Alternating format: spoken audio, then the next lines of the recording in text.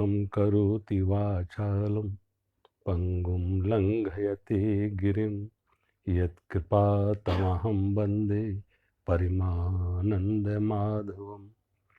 गुरुर्ब्रह्मा गुरुर्विष्णु गुरुर्देव महेश्वरा गुरु साक्षात् परम ब्रह्म तस्मै श्री गुरुवे नमः। कर्पूरी गौरम करुणावतारम संसार सारम भुजगेन्द्रहारम सदा वसंतम हृदयारविंदे भवं भवानी सहितं नमः। सच्चिदानंद रूपाय विश्वोत्पत्त्यादिहेतवे तापत्रय विनाशाय श्री कृष्णाय वयं नमः। श्री कृष्णाय वयं नमः। ओम शांति।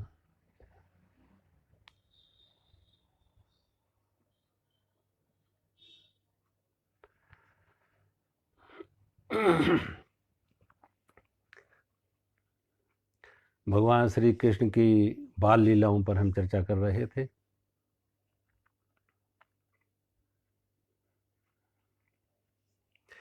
कहते हैं तालवन में एक धेनुकासुर नाम का राक्षस रहता है। तालवन में फल बहुत हैं, लेकिन ये धेनुकासुर किसी को फल नहीं खाने देता। फल सड़ते हैं, खराब हो जाते हैं, लेकिन ये धेनुकासुर किसी को फल नहीं लेने देता।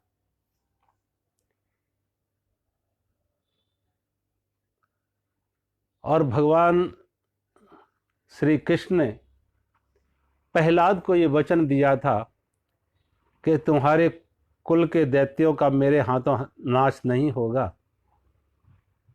तो तालवन में गो बालक जाते हैं और बलराम जी के साथ जाते हैं।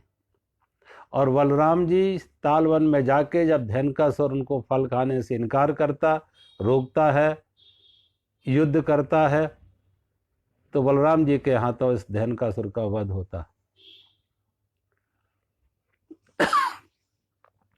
भागवत में आप देखेंगे, अब देखो भागवत सुनाई किसे जा रही है, सुन कौन रहा है और सुना कौन रहा है।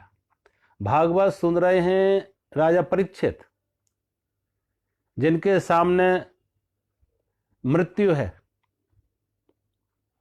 और सुनाने वाले हैं सुखदेव ऋषि, जो अनासक्त हैं, वीतरागी हैं, दिगंबर हैं। तो अब जो ऐसा अनासक्त वीतरागी कोई सत्संग सुनाएगा तो वो लौकिक नहीं होगा, वो पारलौकिक होगा, वो आध्यात्मिक होगा, उसके अर्थ आध्यात्मिक होंगे। तो यहाँ धेनुकासुर से अर्थ है मनुष्य की संग्रह की वृत्ति, अधिक से अधिक संग्रह करना और अधिक संग्रह करना और अधिक संग्रह, और उसका उपयोग ना करना, ना स्वयं के लिए ना दूसरों के लिए। स्वयं के लिए भी ऐसा व्यक्ति नहीं करता और दूसरों के लिए भी नहीं उसका उपयोग करता। उसे तो वैराग षटकम में भर्तहरि जी ने लिखा है कि ऐसे व्यक्ति ऐसे है मधुमक्खी की तरह, संग्रह करते हैं, खुद भोग नहीं करते, और किसी दिन कोई मधु तोड़ने वाला मधु तोड़ के ले जाता। या जंगलों में जब मधु ऐसे होते हैं, प्राय मैंने देखा उनको भालू खा जाते। ये धेनुकासुर की वृत्ति है, संग्रह करो लेकिन उसको खर्च ना करो। तो एक इकट्ठा करने की, संग्रह करने की एक विचित्रता है, एक पागलपन है, और अधिक और अधिक और अधिक और अधिक की कोई सीमा नहीं। कोई व्यक्ति कहते इतना कृपण था कि वो धन का संग्रह करता, लेकिन उसको उपयोग नहीं करता। गांव में कहते अकाल पड़ गया, बीमारी फैल गई, तो गांव के लोगों ने उससे आके कहा, इस धनवान व्यक्ति से, धनी से, सेठ से, कि भाई गांव में अकाल पड़ा है, बीमारी फैली है, आप गांव के लोगों की मदद करें, कुछ अनाज से मदद करें, दवाइयों से, औषधियों से मदद करें। तो उसने बड़ा धर्म का उपदेश देने लगा। कहा लोग मर रहे हैं और पैदा हो जाएंगे, कौन बड़ी बात है। जो लोग आज मर रहे हैं भूख से या बीमारी से, वो और पैदा हो जाएंगे, ये कौन सी बड़ी बात है। लेकिन अगर मेरा धन चला गया तो मैं तो कभी कल्पना भी नहीं कर सकता कि मेरा बिना धन के भी कोई जीवन हो सकता, बिना धन के भी मैं जीवित रह सकता। उस कृपण ने, गांव में अकाल पड़ा, लोग मरते रहे, लेकिन उसके दिल पर कोई असर नहीं आया, कोई फर्क नहीं पड़ा, कोई उसके आंख में आंसू नहीं, कोई दिल में कोई हमदर्दी नहीं। इतना कठोर। परिणाम स्वरूप उसके घर में बीमारी आ गई, उसकी पत्नी बीमार हो गई। और जब उसकी खुद की पत्नी बीमार हो गई तो पड़ोसियों ने उससे कहा, भाई अपने पत्नी का इलाज तो करा लो, अपनी पत्नी का इलाज तो कम से कम करा लो। उसने कहा पत्नी बच गई और धन चला गया। तो मैं बिना पत्नी के रहने की बात तो सोच सकता, लेकिन बिना धन के रहने की बात सोच ही नहीं सकते कि बिना धन का हमारा जीवन कैसा हो सकता। परिणाम था जो होना था वही हुआ कि पत्नी की भी मृत्यु हो गई, इलाज ना कराया। अब वो खुद भी बीमार पड़ गया। जब खुद बीमार पड़ा तो पड़ोसियों ने आके कहा, भले मानुस अब तो कम से कम अपना इलाज तो करा लो, अन्यथा तुम मर गए और धन तो यहां पड़ा रहेगा, धन का क्या लाभ। और उसने कहा मैं बच गया और धन चला गया, तो हम तो कल्पना भी नहीं कर सकते बिना धन के जीवन कैसा होगा। बिना धन के तो हम जीवन जी ही नहीं सकते। तो उसने कहा अगर तुमने अपना इलाज ना कराया और तुम मर गए तो धन तो यहीं पड़ा रह जाएगा, फिर धन तुम्हारे किस काम का। उसने कहा ऐसा नहीं होगा, अगर हम मरेंगे तो धन भी साथ लेके जाएंगे। गांव के लोगों ने कहा आज तक तो ऐसा कुछ कोई कर नहीं सका, कि सिकंदर भी कहते हाथ अर्थी से बाहर लटका के दिखाता हुआ गया दुनिया को कि देखो मैं कुछ लेके नहीं जा रहा। इतना उत्पात करता, इतना संहार कितना, इतना रक्तपात किया, इतना हिंसा की, इतने युद्ध लड़े, लेकिन जा खाली हाथ रहा। तो कोई भी आज तक कुछ लेके नहीं गए, इसलिए हर आदमी के हाथ खाली, मुट्ठी खुली हुई होती कि देख लो कुछ लेके नहीं जा रहे, तो तुम कैसे लेके जाओगे। उसने कहा जो अभी तक नहीं हुआ वो हम करके दिखा देंगे, हम जाएंगे धन लेके जाएंगे। एक रात्रि उसे ऐसा लगा कि शायद ये रात्रि आज मेरी अंतिम रात्रि होगी और सवेरा नहीं मिलेगा। तो उसने अपने धन की एक पोटली बनाई, जो धन उसके पास था। धन की पोटली बना के, धन को एकत्रित करके गठरी बना के और नदी के किनारे आता। जब नदी के किनारे आता तो हम नाव और उन मल्लाह सोए हुए थे, उन मल्लाहों को जगाया, उन मल्लाहों को जगाया और उनसे कहा देखो मैं नदी के बीच तक जाना चाहते हैं, क्या मुझे नाव से ले जाओगे।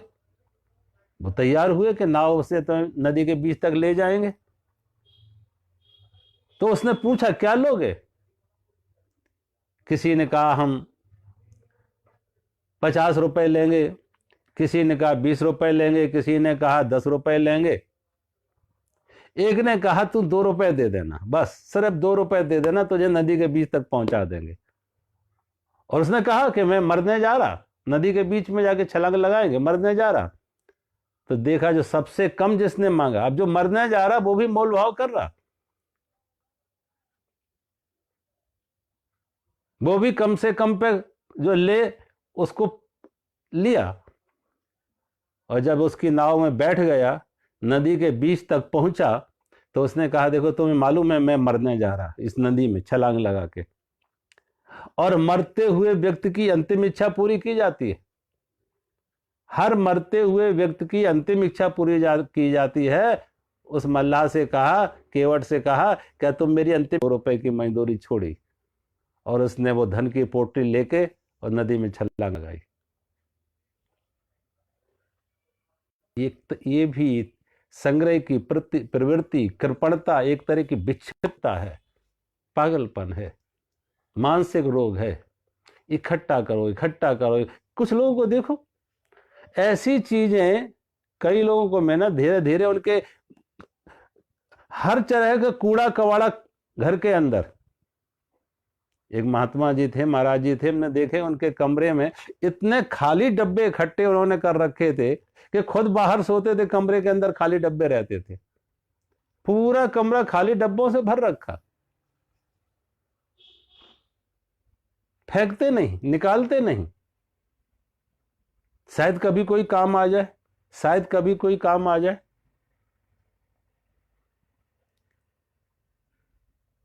एक सज्जन, एक बार उनके घर पर मैं गया, मेरे से उनकी बातचीत हो रही थी।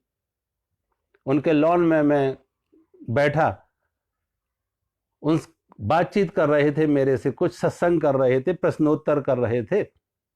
सुबह का समय, जब मेरे साथ वो प्रश्नोत्तर कर रहे, धर्म की चर्चा कर रहे, अध्यात्म की चर्चा कर रहे, आत्मा की बातें पूछ रहे, आत्मा की चर्चा कर रहे, उसी समय उनका एक ग्रैंडसन, पोता, एक टूटी हुई झाड़ू बाहर फेंक गया। एक टूटी हुई झाड़ू जो थी उसे बाहर फेंक गया।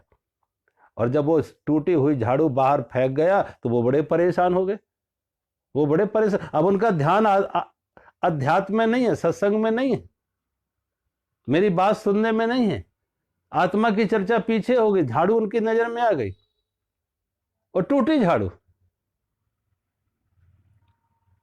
मैं समझ रहा था उनकी पीड़ा, कि उनकी आंख बार बार उस झाड़ू की तरफ जा रही, उनकी आंख बार बार उस झाड़ू की तरफ जा रही। मैंने उनको कहा 2 मिनट रुको, मैं अभी आया। और मैं अंदर गया, और जिस बीच में मैं अंदर गया और बाहर लौटा तो मैंने देखा वो झाड़ू वहां से उठा के वो अंदर ले गए। वो झाड़ू उठा के अंदर ले गए। मैंने पूछा, ये झाड़ू किस काम आएगी? ये पूरी तरह से झाड़ू खत्म हो गई है, नष्ट हो गई, ये किस काम में आएगी? वो कहने लगे, शायद कभी कोई काम आ जाए इसका भी। फेंकने से फायदा क्या है? कहते, फेंकने से फायदा क्या है, इसे भी रख लो, कभी कोई काम आ जाए। ऐसी एक मानसिकता बन जाती कि छोटी चीज भी हम छोड़ना नहीं चाहते, त्यागना चाहते। संग्रह की प्रवृत्ति बन जाती, एक विक्षिप्तता सी, एक बेहोशी, एक मूर्छा खेल लेती।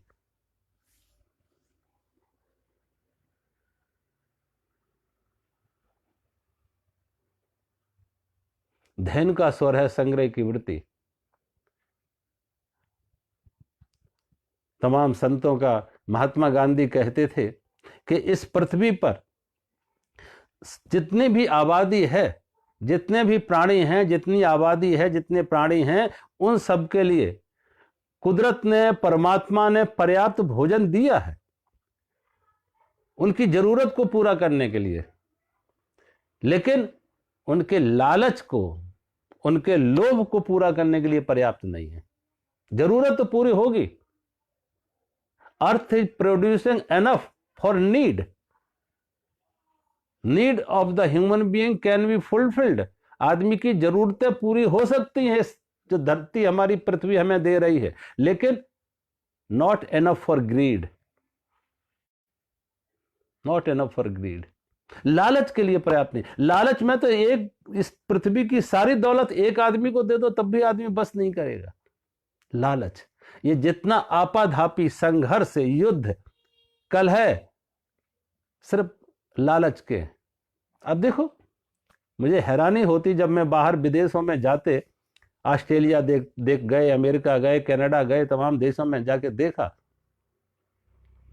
अब आबादी बहुत छोटी छोटी है, भारत से 10 गुनी कम, लेकिन जमीन भारत से 4 गुनी ज्यादा। खाली पड़े हुए तमाम बड़े बड़े जंगल, सैकड़ों मील तक चले जाओ, जंगल ही जंगल खाली पड़ी है जमीनें। लेकिन किसी को आने नहीं देंगे।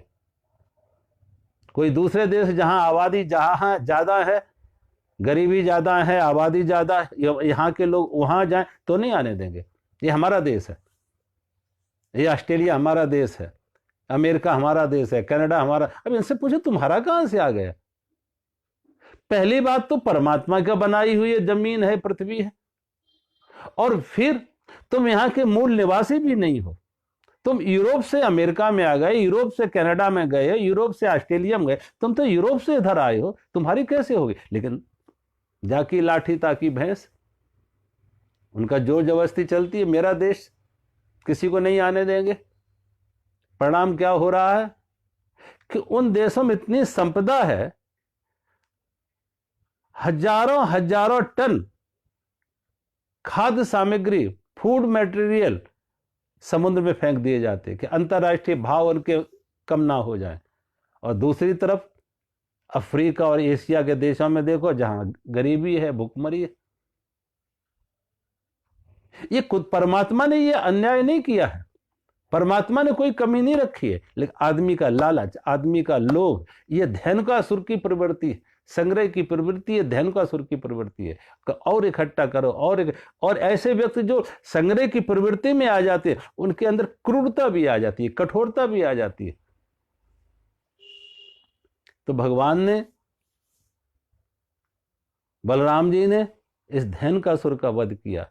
ये हमारी प्रवृत्ति, धैनुकासुर की प्रवृत्ति संग्रह की। अन्यथा परमात्मा ने जो दिया है तो स्वभाव तो ये संस्कार ये होना चाहिए, केयर एंड शेयर, दूसरों के साथ बांटें, दूसरों के साथ उनके दुख को दुख समझें, उनके दुख को अपना दुख समझें, उनके साथ उनके दुख को बांटें, उनके अपने सुख को बांटें उनके साथ।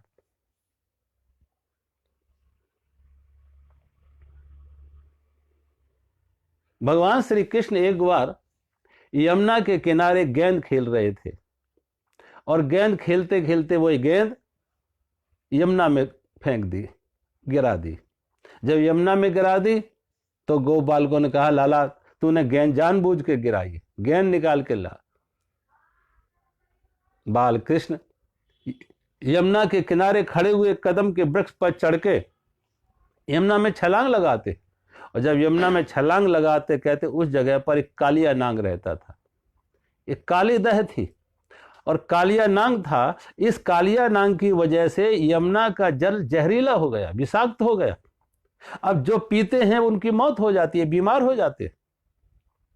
कोई पशु पीते हैं, गायें पीती हैं, मनुष्य पीते हैं, बीमार हो जाते, मौत हो जाती। इस कालिया नांग की वजह से यमुना का जल विषाक्त हो गया। तो भगवान को गेंद का बहाना करके उस कालिया नांग को वहां से हटाना था। जब भगवान ने कालिया दाह में छलांग लगाई, वो कालिया नांग कृष्ण के साथ युद्ध करता, भगवान उसके फण पर नृत्य करते, और अंत में उसकी स्त्रियों ने प्रार्थना की कि मेरे पति की अपराध को क्षमा किया जाए, जीवन दान की प्रार्थना की। तो भगवान ने उसे जीवन दान दिया, क्षमा किया, लेकिन उसको कहा तुम यहां से छोड़ के, वो गरुड़ जी के भय से यहां रहता था।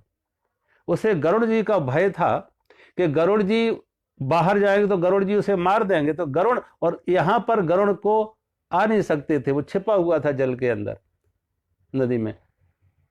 तो भगवान श्री कृष्ण ने उसे रमणीक द्वीप पर कहा तुम वहां चले जाओ, वहां गरुड़ जी को श्राप लगा हुआ है ऋषि का, गरुड़ जी वहां नहीं जा सकते और तुम वहां सुरक्षित रहोगे। भगवान ने इस कालिया नांग को रमणीक द्वीप पर भेज दिया और यमुना को कालिया नांग के विष से मुक्त कराया। आज तो सारी यमुना आप देखो कालिया नांग से भरी पड़ी है। यमुना का जल पीने योग्य नहीं है, स्नान करने योग्य भी नहीं है। और तो और यहां तक अभी भारत के सर्वोच्च न्यायालय ने यह बात कही कि यमुना के किनारे जो लोग फल सब्जियां पैदा करते हैं, वो फल और सब्जियां भी विषाक्त हो गई हैं, और उनको खाने से कैंसर का रोग फैल रहा है। अब सोचो, खेत में जो पानी डाला यमुना का, वो फल और सब्जियां विषाक्त हो गई हैं। वो पानी कैसे पिया जा सकता है? स्नान नहीं कर सकते। अभी पिछले दिनों अखबार में आया था कि एक परिवार के 3 लोगों ने मथुरा के विश्राम घाट पे स्नान कर लिया और तीनों की मौत हो गई। हाथ में, एक बार मैंने भी वहां पे यमुना पूजन के लिए गया, यमुना पूजन की, थोड़ा दूध डाला और जैसे दूध डाला यमुना में तो देखा तमाम कीड़े वहां इकट्ठे हो गए। हाथ में अंजलि में पानी लो तो कीड़े कीड़े दिखेंगे। जमुना का जल तो है ही नहीं, ये दिल्ली के सारे नाले आ रहे हैं। जमुना का जल तो है ही नहीं। जमुना का जल तो हरियाणा में हाथी कुंड बैराज पे जगाधरी के पास पूरा का पूरा कैनाल में ले लिया, इरिगेशन के लिए, सिंचाई के लिए। अब जो आ रहा है वृंदावन में, खास तौर से जो दिल्ली से वृंदावन की तरफ आ रहा है यमुना में, वो सब दिल्ली के नाले आ रहे हैं। अब लोग श्रद्धावश, भाववश, प्रेम से यमुना मैया स्नान करते हैं, बीमारी फैल जाती है। तो आज जरूरत फिर है हम सब उस काम के लिए कृष्ण बने कि जमुना प्रदूषण मुक्त हो, जमुना इन नालों के पानी से मुक्त हो। सरकार कर रही है, अब कितना हो पा रहा।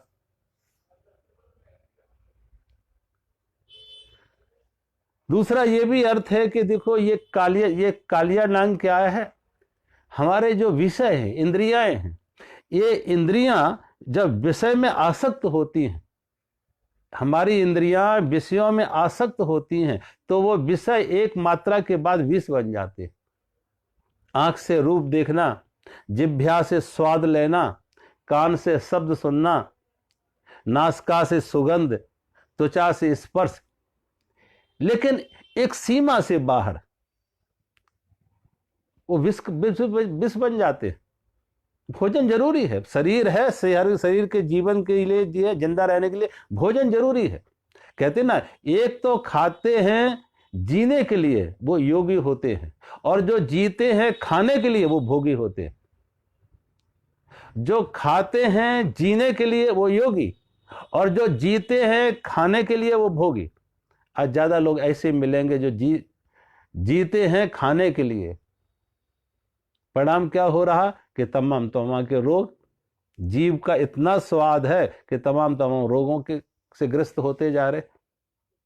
अब वो भोजन नहीं रहा, वो भोजन भी विष हो गया, वो विष हो गया। आंख से देखने का लोगों को, कई लोगों को देखा इतना ज्यादा टीवी या मोबाइल इतना ज्यादा देखते रहते कि आंख की रोशनी पर उसका असर होता, आंख की रोशनी कम हो जाती। एक सीमा तक भगवान ने ये आंख दी है, इतना नहीं कि घंटों उस पर तुम लगाओ रहो। स्पर्श के सुख में तो ये 5 विषय हैं जो सीमा से ज्यादा, आवश्यकता से ज्यादा अगर इनका भोग करोगे तो ये भोग रोग बन जाएगा, ये विषय विष बन जाएंगे। इसलिए आध्यात्मिक मार्ग में, साधना में, ध्यान में आदमी को थोड़ा इंद्रिय अतीत होना है, इंद्रियों के पर संयम रखना है। कि इंद्रियों को उतना ही जरूरत जितनी जीवन के लिए जरूरी है, जिंदा रहने के लिए जरूरी है।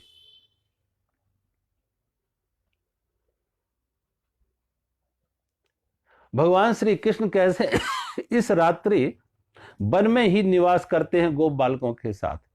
और जब भगवान वन में ही निवास करते हैं गोप बालकों के साथ, तो रात्रि में उन्होंने देखा कि पूरा जंगल चारों तरफ से आग से घिर जाता। और जब चारों तरफ से वो आग से घिर गए गोप बालक, सभी गोप बालक आग से चारों तरफ से जंगल में घिर गए, तो दुखी होने लगे, रोने लगे भगवान के सामने। तो भगवान ने कहा कोई बात नहीं, तुम यहां एक जगह बैठो और आंख बंद करो। और तुम एक जगह बैठ के आंख बंद करो। वो आंख बंद करके जब गोप बालक सब बैठ जाते तो कहते हैं भगवान ने पूरा दावाग्नि भगवान ने पी जाते। भगवान कृष्ण सारी दावाग्नि को, दावानल को भगवान पी जाते।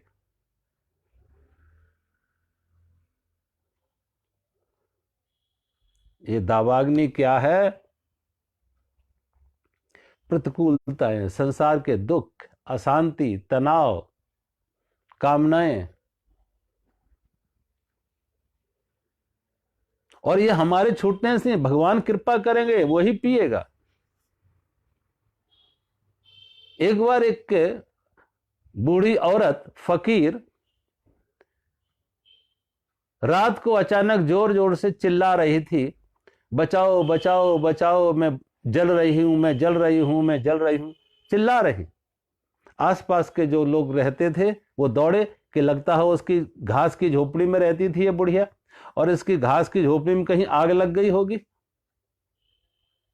दौड़ते हुए आए तो देखा उसकी झोपड़ी में तो कोई आग नहीं है, झोपड़ी में कोई आग नहीं लगी है, और वो झोपड़ी के अंदर बैठी हुई चिल्ला रही है, बचाओ बचाओ, आग लगी है, आग लगी है, जल रही हूं।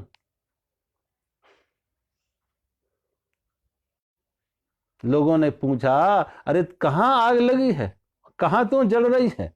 तू कह रही आग लगी है और मैं जल रही हूं, कहां आग है, कहां जल रही है? उसने कहा, वो आग बाहर नहीं है, वो आग अंदर है। जिस आग से मैं जल रही हूं वो आग बाहर नहीं है, वो आग अंदर है। अंदर की आग से जल रहे। हर कोई जल रहा है, आप देख लो। जिन्हें तुम हंसते मुस्कुराते देखते हो वो भी उनके झूठे मुखौटे हैं, झूठे मुखौटे। अंदर से तो आदमी रो रहा है, लेकिन बाहर से दूसरे के सामने आता तो मुस्कुराने लगता। हर कोई अंदर जल रहा हो, दावाग्नि हर किसी के अंदर है।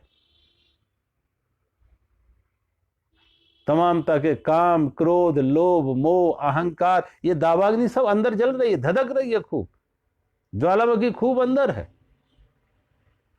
अशांति का कारण क्या है? यही अशांति का कारण। और गीता में भगवान कृष्ण ने जब एक स्थित प्रज्ञ की बात पूछी अर्जुन ने कि स्थित प्रज्ञ कौन है, योगी कौन है, तो भगवान श्री कृष्ण ने बड़ी अच्छी बात की, योगी की परिभाषा की, स्थित प्रज्ञ की परिभाषा की, और स्थित प्रज्ञ कैसे हुआ जाए वो भी रास्ता बताया। तो कहा, प्रजिहाति यदा कामान सर्वान पार्थ मनोगतान आत्मन्नेव आत्मना तुष्टा स्थित प्रज्ञ तदुच्यते। स्थित प्रज्ञ कौन है? प्रजिहाति यदा कामान सर्वान पार्थ मनोगतान, जिसने अपने मन की संपूर्ण कामनाओं का त्याग कर दिया। मन की प्रजिहाति यदा कामान सर्वान पार्थ मनोगतान, जिसने मन की संपूर्ण कामनाओं का त्याग कर दिया। फिर क्या हुआ? जब मन की संपूर्ण कामनाओं का त्याग कर दिया तो आत्मन्नेव आत्मना तुष्टा, फिर अपनी आत्मा में लौट आया। कामना हमें बहिर्मुखी करती है, कामना हमें बाहर दौड़ाएंगी, व्यक्तियों की तरफ, वस्तुओं की तरफ, पदार्थ की तरफ, पैसा की तरफ, पद की तरफ। कामनाएं बाहर की होंगी, संसार की होंगी। कोई कामना अंतर्मुखी नहीं, परमात्मा की नहीं होती, अंतर की नहीं होती। सभी कामनाएं संसार की हैं, पद की हैं, प्रतिष्ठा की हैं, पैसे की हैं, संसार की हैं, वस्तुओं की हैं, भोगों की हैं, सब कामनाएं और वो बाहर दौड़ेंगी, बाहर दौड़ाएंगे।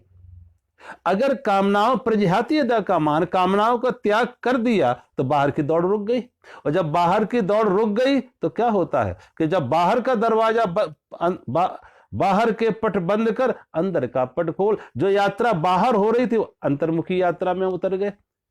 आत्मन्नेव आत्मना तुष्ट, अपनी आत्मा से जुड़ गए जाके।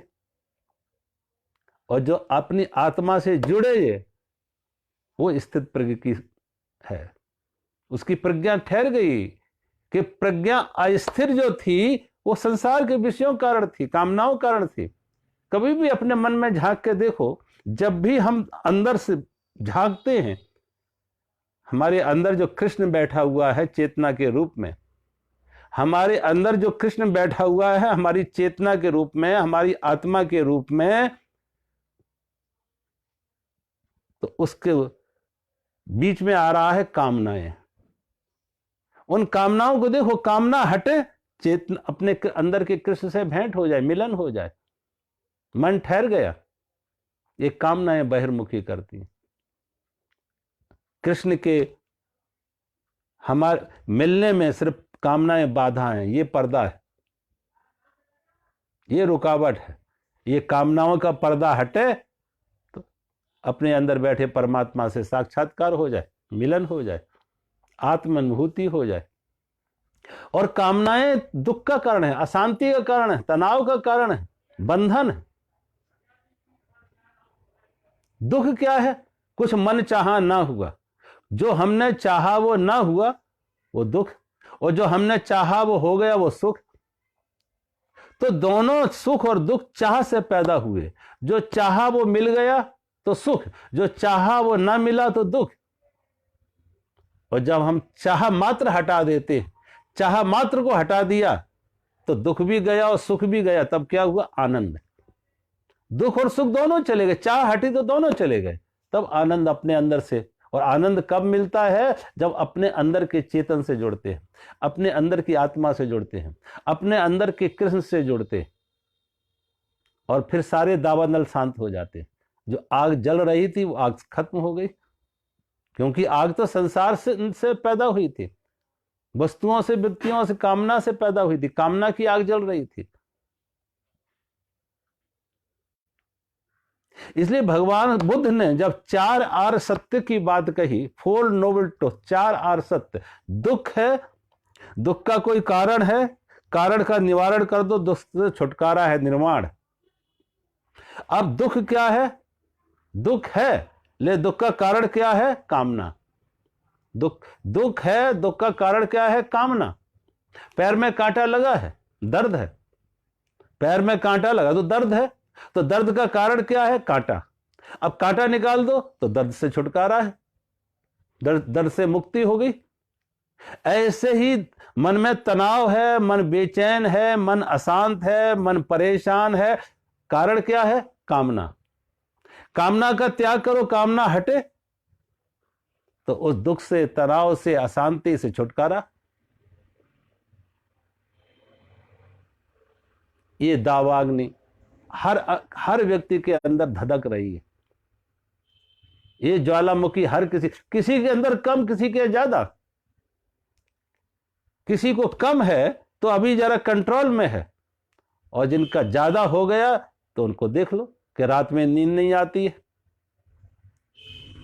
और उसी कारण से उनका ब्लड प्रेशर बढ़ रहा है, उसी कारण से शुगर हो गई, हार्ट की तकलीफ हो गई। हजार 100 में 90 बीमारियां आज मेडिकल साइंस में, 100 में 90 बीमारियों का कारण मन की अशांति है, मन का तनाव है, मन की बेचैनी।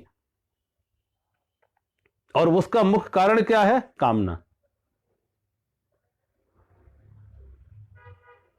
तो अंदर की ये दावा नल शांत हो, और वो कैसे होगी? आंख बंद कर लो थोड़ा। आंख बहिर्मुखी करेगी, और आंख बंद की तो मन अंतर्मुखी होगा। भगवान कृष्ण ने गो बालकों का आंख बंद करो, हम पिएंगे इसको, हम दावा नल को पी जाएंगे। तुम आंख बंद करो, अंदर बैठा हुआ कृष्ण। आंख बंद करने का अर्थ है उस वस्तु से अपना मन हटा लो, उस कामना से अपने को हटा लो। जो अंदर कामना धधक रही है, जला रही है, तकलीफ दे, उस कामना से थोड़ी देर अपने को अलग कर लो। जैसे कांटा हम अलग कर देते हैं और दर्द से छुटकारा हो, ऐसे थोड़ी देर के लिए हटा के देखो उस कामना को। मान के देखो कि मैं मर चुका संसार से, एक दिन तो मरना है, कोई कामनाएं काम आएंगी? सारी कामनाएं यहीं रह जाएंगी, सारा धन संपत्ति साधन यहीं रह जाएंगे। उस समय अपने मन को कहो, जो मन हमें तकलीफ दे रहा है, ये नहीं हुआ, ये, उसी समय मन को समझाओ कि भाई ये सब छूटने वाला है। 5 मिनट के लिए, आधा घंटे के लिए उस कामना से मुक्त होके जरा देखो तो। और तुम थोड़ी देर के लिए मुक्त होके देखे, कामना से हटे, कृष्ण से जुड़ गए। कामना से हटे तो अंदर के कृष्ण से जुड़ गए, और वो ज्वाला, वो जो दावाग्नि थी वो शांत हो गई। अंदर का कृष्ण पी गया उस दावानल को, वो अशांति को, वो अग्नि को।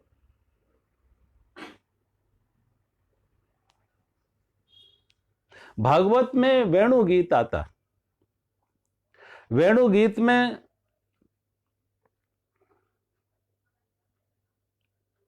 गोपियां वेणु से शिकायत कर रही और ईर्ष्या कर रही कि वेणु तो भगवान कृष्ण की पटरानी है, हर समय वेणु भगवान के साथ होती है। भगवान के हथेली उसके लिए गद्दे का काम करती हैं, भगवान के ओंठ उसके लिए तकिए का काम करते हैं, भगवान की पलकें उस पर चमर डुलाती हैं, पंखा झलती हैं,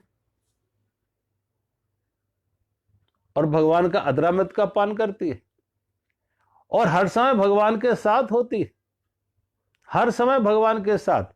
कहीं जाते हैं घूमते फिरते तो उनके फेंटे में होती, और सोते हैं तो अपने साथ लेके सोते। ये बांसुरी तो, ये वेणु तो भगवान की पटरानी है। तो गोपियों ने कहते वेणु से प्रश्न किया कि वेणु तूने कौन सा ऐसा पुण्य कर्म किया कि जिसके कारण से तुझे यह सौभाग्य मिला भगवान के इतने निकट आने का, उनके अधरामृत का पान करने का? कौन सा पुण्य कर्म किया, कौन सी तपस्या की? तो वेणु ने कहा मैंने बहुत कठोर तपस्या की। मैं कहीं जंगल में उगी, पैदा हुई जंगल में, ऋतुओं के प्रकोप सहे, कहीं भी बहुत सर्दी, बहुत गर्मी, बरसात, ऋतुओं के प्रकोप सहे, हवा के थपोड़े सहे, और फिर उन ऋतुओं के प्रकोप में मैं पैदा हुई। फिर मुझे मेरे परिवार से अलग किया, और फिर जब मुझे मेरे परिवार से अलग किया तो हमारे अंदर भी जो कोई गांठें थी वो गांठें निकाल दी, जो हमारे अंदर गांठें थी वो गांठें निकाल दी। अब मैं खाली और खोखली हो गई, मैं खाली और खोखली हो गई। अब वो बोलता है तो मैं बोलती हूं, वो चुप हो जाता तो मैं चुप हो जाती। मेरा अपना कोई स्वर नहीं, मेरा अपना कोई शब्द नहीं, मेरा कोई अपना संगीत नहीं। मैं पूरी तरह समर्पित हूं उसके प्रति। वो बोलता है तो मैं बोलती हूं, वो चुप हो जाता तो मैं चुप हो जाती।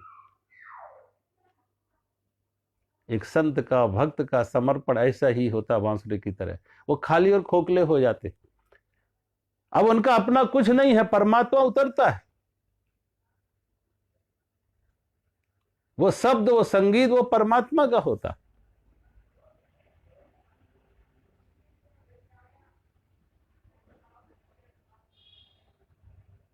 वेणु की तरह जिनका जीवन निर्ममो निरहंकार, अहंकार से मुक्त हो जाता। और भगवान के मई अर्पित मनोबुद्धि संतुष्टा सत्तम योगी यतात्मा दृढ़ निश्चया। मई अर्पित मनोबुद्धि यो मद भक्ता समय प्रिया। जिन्होंने अपनी मन बुद्धि हमें दे दी, और जब मन बुद्धि ही भगवान को दे दी है तो अपने पास अब रहा क्या? आदमी वही खाली हो गया, खोखला हो गया, बांसुरी हो गई। ये मन बुद्धि तो गांठें थी बीच में, यही अवरोध थे, ये रुकावट थी। अब वो भी निकल गई तो खाली और खोखले बन गए, बांसुरी बन गए। वो बोलता है तो हम बोलते हैं, वो चुप हो जाता तो हम चुप हो जाते। परमात्मा के प्रति ऐसा समर्पण का भाव हो, वो ऐसा समर्पण आ जाए तो जीवन में बड़े से बड़े काम हो सकते हैं।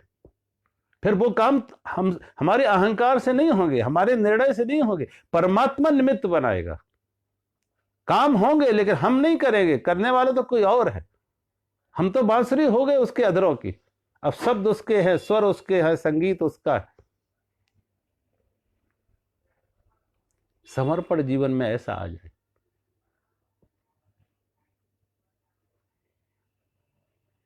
बड़े से बड़े महापुरुषों को आप देखो। नानक के बारे में कहते हैं, नानक को एक बार गुरु नानक देव जी एक नदी के किनारे बैठे हुए, नदी के किनारे बैठे हुए गीत गा रहे थे। उनके दो शिष्य वाला और मर्दाना उनके साथ में थे। लगभग आधी रात तक गुरु नानक देव जी गीत गाते रहे, और अचानक आधी रात गीत उन्होंने बंद किया और कपड़े उतारने लगे। कपड़े उतारने लगे, कपड़े उतार के बाला मर्दाना के पास वहीं रख दिए और खुद नदी में प्रवेश किए। बाला मर्दाना को लगा इनको नदी में स्नान करना है। जब नदी में प्रवेश किए, कमर तक जल में गए, छाती तक जल में गए, और गहरे में गए, गर्दन तक जल में गए, और फिर नानक ने डुबकी लगाई। और जब डुबकी लगाई तो कहते हैं वो वापस ना आए। बाला मर्दाना प्रतीक्षा कर रहे, अब निकलेंगे, अब निकलेंगे, अब निकलेंगे, लेकिन कितनी देर तक आदमी जल के अंदर रहेगा? समय बढ़ता जा रहा, 10 मिनट, 15 मिनट, आधा घंटा, 1 घंटा, 2 घंटा, 4 घंटा, नानक बाहर ना निकले। बाला मर्दाना रोते हैं, चीखते हैं, चिल्लाते हैं किनारे किनारे पर। गांव को खबर की, सारा गांव एकत्रित हो जाता नदी किनारे, और नदी के किनारे किनारे लोग आवाज लगाते हैं, नानक नानक नानक। नानक बड़े अद्भुत थे, सबको बड़े प्रिय थे, बड़े मस्त थे, सबको बड़े दुलारे थे। पूरा गांव उनके लिए बड़ा प्यार करता था, पूरा गांव उनको।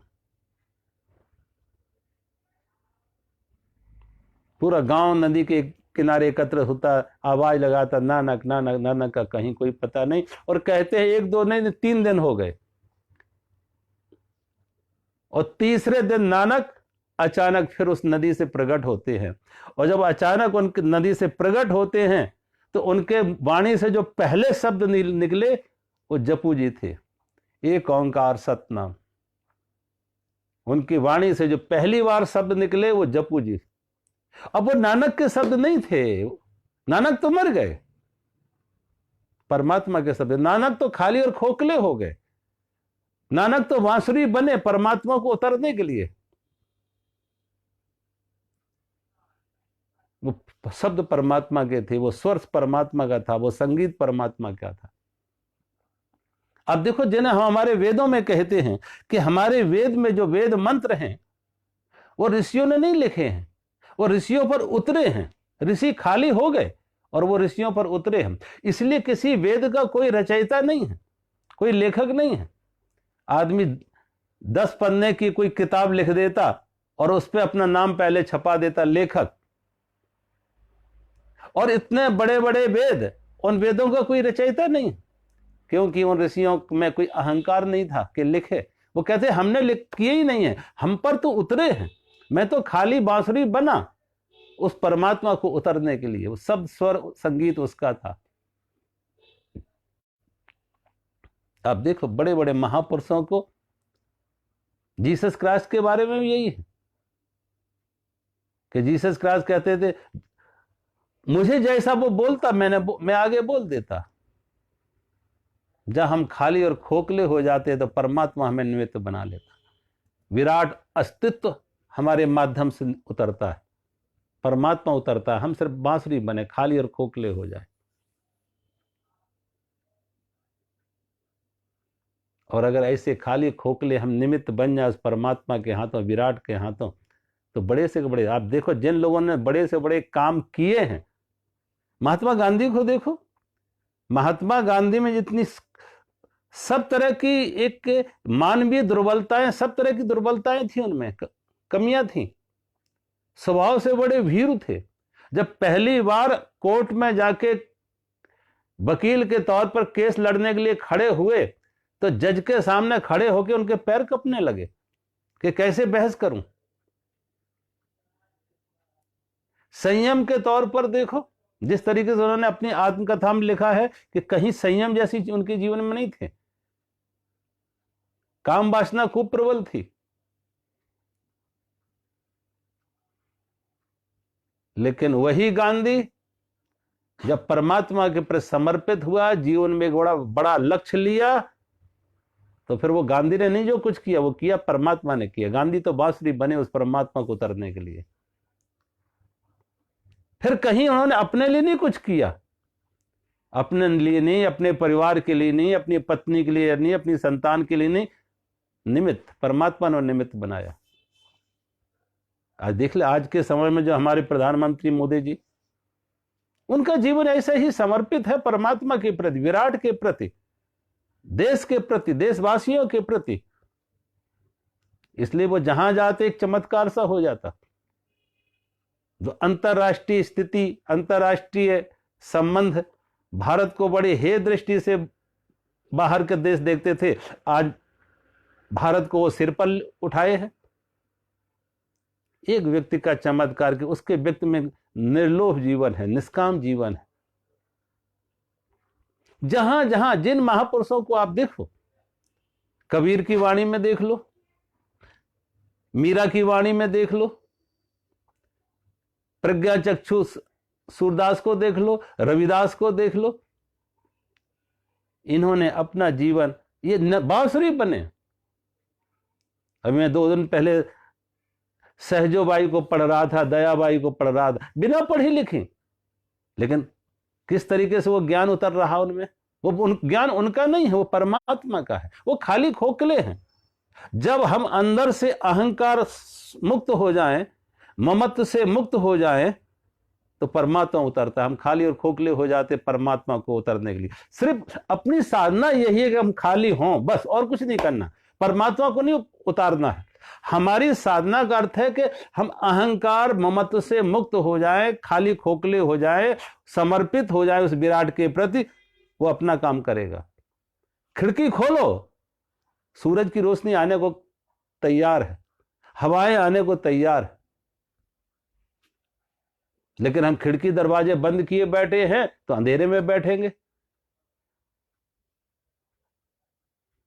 रोशनी भी नहीं होगी, हवा भी नहीं होगी।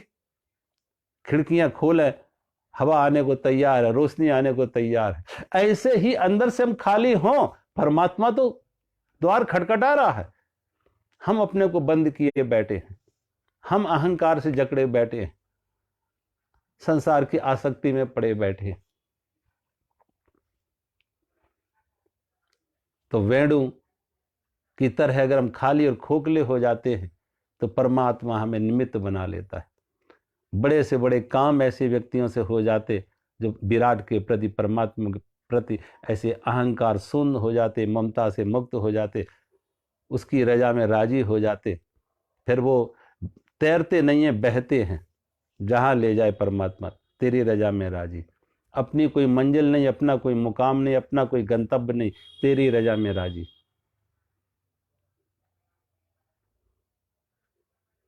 एक बार भगवान श्री कृष्ण ने सभी गोप बालकों को कहा, ग्वाल बालों को, ब्रजवासियों को कहा कि अब हम इंद्र की पूजा नहीं करेंगे, हम गिरिराज जी की पूजा करेंगे। इंद्र तो बड़ा अभिमानी देवता है, अहंकारी देवता है, हम इंद्र की पूजा त्याग के गिरिराज जी की पूजा करेंगे।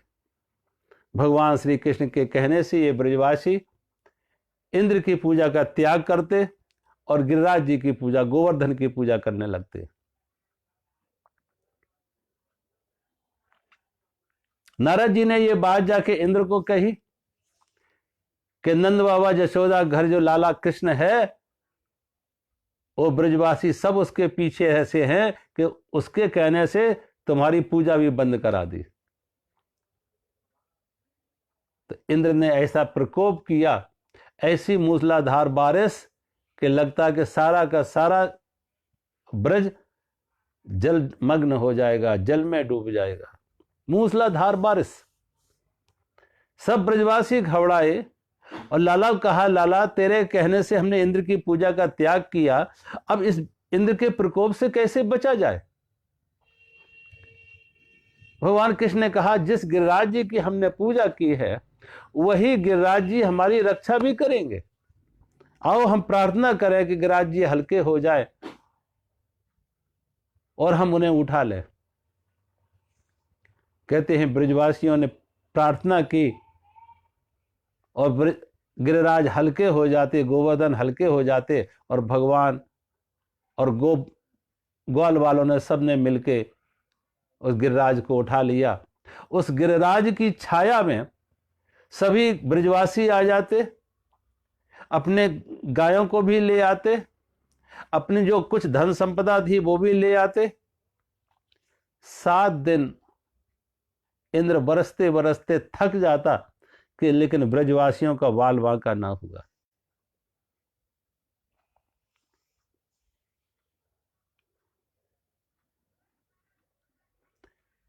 ये गिरिराज भी भगवान का ही रूप है। गोवर्धन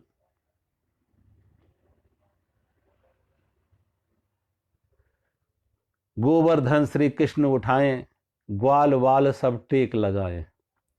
गोवर्धन श्री कृष्ण उठाएं, ग्वाल वाल सब टेक लगाएं। ये संसार का गोवर्धन तो भगवान से उठता है, लेकिन भगवान इतना जरूर कहते कि तुम्हें अकर्मण्य नहीं होना है, आलसी नहीं होना है, टेक तुम भी लगाओ।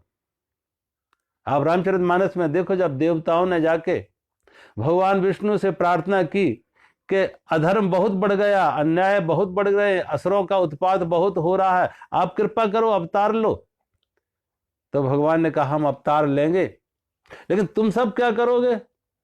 ऐसा नहीं कि तुम देवता जाके अपने अपने घरों में जाके सो, ऐश करो, भोग करो।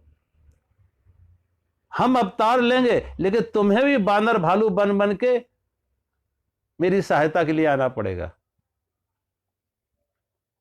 तुम करने के लिए खड़े हो, करेगा तो परमात्मा, लेकिन परमात्मा निमित्त हमें बनाता है, हम सबको निमित्त बनाता है। हम ही ना कुछ करना चाहे तो परमात्मा भी कुछ नहीं करेगा। हम एक कदम चले, परमात्मा 100 कदम चलेगा। लेकिन एक कदम निमंत्रण हो, परमात्मा को आमंत्रण हो, परमात्मा को पुकार, हम एक कदम तो आगे उठाएं, हमारी स्वीकृति तो हो। जीवन के गिरिराज ये मान के चलो, ये गिरिराज हम नहीं उठा रहे, वही उठा रहा। जो भी हम जीवन में कर रहे, आदमी अनावश्यक तमाम लोगों को देखो, एक संत कोई सत्संग कर रहे थे, और जब संत सत्संग कर रहे थे तो लोग को कथा में सत्संग में सुनाते, चिंता ना करो, किसी बात की चिंता ना करो, फिक्र मत करो, परेशान मत हो, सब कुछ भगवान हो करेंगे, और सब कुछ भगवान कर रहा है, सब समय पर सब कुछ ठीक हो रहा। लेकिन लोग कहाँ, वो कहते महाराज आप घर गृहस्थी में पड़े नहीं, इसलिए आपको ऐसी बातें आती। आप भी कहीं घर गृहस्थी में पड़े होते, बेटा होते, बेटियां होती, बेटियों की शादी करने होती है, बेटों को पढ़ाना लिखाना होता, काम धंधे लगाना होता, तब मालूम होता कि परमात्मा करता है, कौन करता है। हमसे पूछो कितना सिर पर बोझ है, परिवार का बोझ, संतान का बोझ, व्यापार का बोझ, कितना सिर पर बोझ है। आपने इस बोझ में पड़े नहीं, बाहर बाहर रहे, इसलिए आपको ये बातें आ रही। संत उनके सामने निरुत्तर हो जाते। एक दिन संत इन सभी को लेके कहीं तीर्थ पर जा रहे थे, और जब तीर्थ पर जा रहे थे तो ट्रेन में सबकी बुकिंग थी, और ट्रेन में अपने अपने अनुसार जहां जिसकी सीट थी, रिजर्वेशन की जहां सीट थी, अपनी अपनी सीट पर जाके बैठ जाते, और जो अपना वजन था, सामान था, अटैची थी, जो भी थे, वो भी जिसको जहां जगह मिली, सीट के नीचे जहां जगह मिली टिका दिया। लेकिन ये महात्मा जी भी सीट पर जाके तो बैठ गए, लेकिन सीट पर बैठ के भी उन्होंने अपनी जो पोटली साथ में लाई थी, एक छोटी सी गठरी साथ थी, वो अपने सिर पर रख ली। और जब अपने सिर पर रख ली तो लोग इशारा कर रहे, बाबा जी कर क्या रहे? 10 मिनट हो गए सिर पर गठरी रखे, पोटली को रखे, 10 मिनट के 15 मिनट हो गए, 20 मिनट हो गए, आधा घंटा हो गया, 1 घंटा, वो सिर पर रखे बैठे। लोगों को ना रहा गया, लोग बाबा जी के पास आए, महात्मा के पास आए, कहा बाबा जी जगह पर्याप्त खाली है नीचे, आप सिर पर क्यों रखें? बाबा जी ने कहा मैंने सिर पे इसलिए रख लिया कि गाड़ी पे वजन ज्यादा ना पड़ जाए, गाड़ी पे वजन ज्यादा ना पड़े तो गाड़ी पे वजन कम पड़े, इसलिए हमने अपने सिर पर रखा। लोग हंसने लगे, महाराज आप तो सत्संग में इतनी ज्ञान की बातें सुनाते हैं, लेकिन इतनी सामान्य सी आपको समझ नहीं है कि आप गाड़ी के ऊपर बैठे हैं, और गाड़ी के ऊपर बैठ के भी अगर अपने सिर पर रखोगे तो वजन तो गाड़ी पर ही है, गाड़ी के वजन में कोई कमी नहीं आएगी। और गाड़ी पर ही रख दो, नीचे उतार के रख दो, तो कम से कम अपने को तो ना थकाओ। अपने को क्यों थका रहे हो? अपने को क्यों पीड़ा दे रहे हो? अपने को क्यों सता रहे हो? गाड़ी पे ही उतार के रख दो, तब भी गाड़ी पर है, आप सिर पर रखोगे तब भी गाड़ी पर है, गाड़ी के भार में कोई कमी नहीं। संत हंसने लगे, अरे तुम सब तो बड़े ज्ञानी हो। जैसे तुम्हें यह दिख गया कि मैं गाड़ी पर बैठकर अपने सिर पर बोझ रख रहा, तो गाड़ी के बोझ में कोई कमी नहीं आई, बल्कि उल्टा हम अपने को सता रहे। संत ने कहा कभी सोचा अपने बारे में कि तुम्हें सांस लेने के लिए हवा किसने दी, और तुम्हें पीने के लिए जल किसने दिया, और खाने के लिए अन्न किसने दिया, और अन्न खाने के लिए मुंह में दांत किसने दिए? जिस परमात्मा ने तुम्हें खाने के लिए अन्न दिया, अन्न के लिए दांत दिए, भोजन करने के लिए दांत दिए, श्वास लेने के लिए हवा दी, पीने के लिए जल दिया, ये किसने दिया? हवा तुमने पैदा की थी या तुम्हारे माँ बाप ने पैदा की थी? ये हवा जो जल किसी ने बनाया था, तुमने बनाया, तुम्हारे माँ बाप ने बनाया? सोचो। अनाज, गेहूं का एक दाना क्या किसी फैक्ट्री में तुम बना सकते हो कि गेहूं का एक दाना फैक्ट्री में बना दो?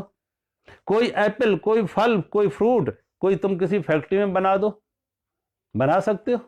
सोचो। ये परमात्मा ने इस कुदरत में दिया है। भूख दी है तो भोजन दिया है, श्वास प्यास दी है तो पानी दिया है। श्वास हमारी जरूरत है, हवा हमारी जरूरत है, तो भगवान ने हवा दी और बिना मांगे वो सभी को दिया। ऐसा नहीं कि हमें दिया हुआ हमारे बेटों को नहीं दिया, उन्हें भी वही दे रहा। जिस परमात्मा ने हमें दिया वही परमात्मा हमारी संतानों को भी दे रहा है। लेकिन बीच में हम अपना सिर लगा देते कि नहीं, परमात्मा ने तो हमें दिया वो ठीक है, लेकिन अब परिवार की जिम्मेदारी मेरे सिर पर है, तुम्हारे ऊपर कोई जिम्मेदारी नहीं है। ऐसे लोगों को हमने देखा, वो चले भी जाते हैं तो परिवार में कोई कमी नहीं आती, कभी कोई कमी नहीं आती परिवार में कि ऐसे लोग अगर चले गए। करने वाला तो कोई और है, निमित्त बनाया। अगर दरवाजे पर मनी ऑर्डर लेके कोई पोस्टमैन आता और पोस्टमैन को आप बिठाओ कुर्सी पर, फूल माला पहनाओ, आरती उतारो और उससे कहो तुम बड़े दाता हो, हर महीने हमें 10,000 20,000 रुपए महीने दे जाते हैं, तो वो पोस्टमैन शर्माएगा कि भाई मैं नहीं दे रहा, मैं नहीं दे रहा। और पोस्टमैन रिटायर हो तो चिंता नहीं करेगा कि इनका आगे मैनेजर कौन लाएगा। उसका ट्रांसफर हो तो उसे चिंता नहीं कि इनका मैनेजर आगे कौन लाएगा। उसे मालूम है जब तक वो भेजने वाला भेज रहा है, पाने वाला पाएगा। पोस्टमैन बदलते जाएंगे, पोस्टमैन बदलते जाएंगे। ऐसे ही परमात्मा देने वाला है, निमित्त बनाया। कभी किसी माँ को निमित्त बनाया कि उसने स्तनपान कराया, कभी किसी बाप को निमित्त बनाया, पोस्टमैन बनाया कि उसने बाजार से फल फूल लाके दिए, अनाज दिया, भोजन दिया। ऐसे निमित्त बदलते हैं, लेकिन देने वाला कोई और है, वो पर्दे के पीछे, उसे पहचानो।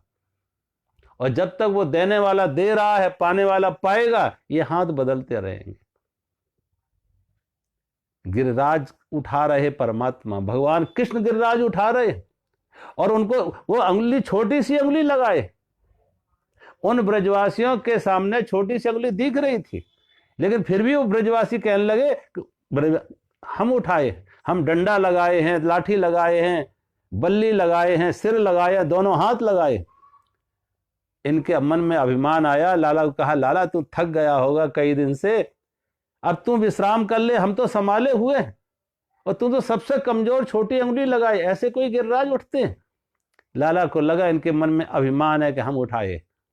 लाला ने कहा, ठीक है, बात सही है कि तुम सब दोनों हाथ लगाए हो, बांस बल्लियां लगाए हो, सिर लगाए हो, हम तो सबसे छोटी कमजोर अंगुली लगाए, तुम इसे संभालो, मैं थक रहा। जैसे लाला अपनी छोटी अंगुली नीचे रहा, गिरिराज नीचे आने लगे। सब चिल्लाए, लाला बचाओ बचाओ, इंद्र के प्रकोप से बजे तो कहीं गिरिराज जी के नीचे हमारी समाधि ना हो जाए। भगवान ने फिर वो छोटी अंगुली लगा ली। संसार के गिरिराज परमात्मा से उठेंगे। निमित्त हमें बनाया जा रहा, हम आपको निमित्त बनाया जा रहा। इसलिए कभी अपने को कर्ता मत समझो कि हमने किया, ये कर्ता तो कोई और है, हमारे हाथों कराया उसने, बस हमारे हाथों कराया, हमें निमित्त बनाया, हमें पोस्टमैन बनाया। करने वाला तो कोई और है, देने वाला तो कोई और है। और जो देने वाला है, करने वाला है, पर्दे के पीछे है, तो चिंता उसकी होगी कल क्या होगा। हम चिंता हम करेंगे कल क्या होगा, और अपना ब्लड प्रेशर बढ़ा रहेंगे कल क्या होगा, बुढ़ापे में क्या होगा। जिसने आज दिया है वो आगे भी देगा, जिसने अभी तक संभाला वो आगे भी संभालेगा। उस परमात्मा पे हमारा भरोसा ऐसा आ जाए, समर्पण आ जाए, तो जीवन के गिरिराज सहज में भी कोई गिरिराज जैसे नहीं लगेगा कि उठाने वाला तो कोई और है, करने वाला तो कोई और है। आज कथा को हम यही विराम देते हैं। हरि ओम।